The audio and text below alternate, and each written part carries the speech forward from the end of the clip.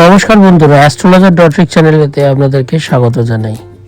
আজকে আমি আপনার সাথে পুরী ব্লগ শেয়ার করছি। এই জাস্ট ঘুম থেকে উঠলাম, এবার তৈরি হব, কারণ আজকে আমাদের পুরী ট্রেন আছে।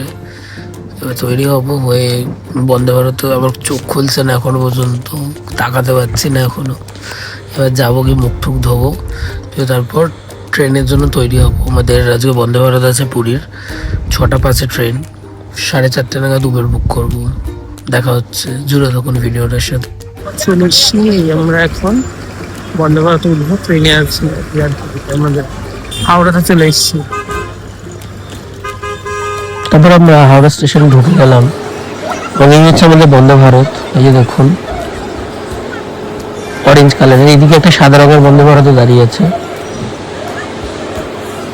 তো এটা আমার সেকেন্ড টাইম।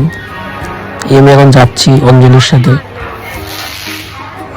বাবা, অঞ্জলি এখানে যা ভয় পেয়ে গেছিল। আমরা এখন যাচ্ছি বন্দে ভারত দেখে। এই হচ্ছে আমার কোচ। আমার বন্ধুদের কোচ আলাদা জায়গায় পড়েছিল, সেটা আমার টিকিটটা পরে কাটা হয়েছিল, তাই এদিকে পড়েছে আমার কোচ। এটা হচ্ছে আমার C2 কোচ, দেখে নিন একবার। এখানে আমার উইন্ডো সিট পড়েছিল। ব্রেকফাস্ট সকালে দিয়ে গেল। ব্রেকফাস্ট মোটামুটি দেওয়ার পরে ব্রেকফাস্ট তাড়াতাড়ি দিয়েছিল 7টার মধ্যে। ট্রেনের স্পিডটা দেখুন একবার বন্ধুরা। এখন আমরা কটকের মহানদী ক্রস করছি, এখন প্রায় 10:30 বাজে। মহানদী অনেকটাই বড়, সবাই জানেন, এটা উড়িষ্যা লাইফ লাইন।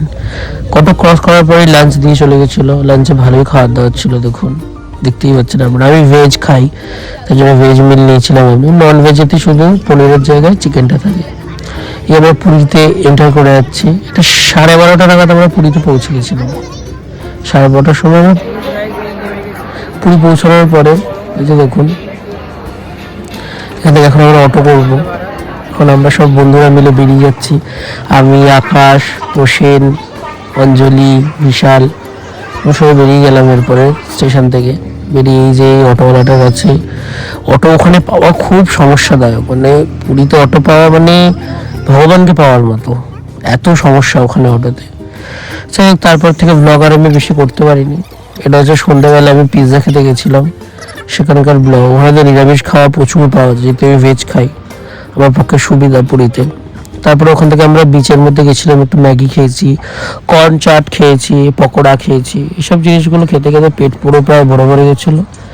তো তারপরে খাওয়া দাওয়া সব ভালো করে বিচটাকে ভালো করে এক্সপ্লোর করলাম। পুরী আমি আগে বহুবার গেছি।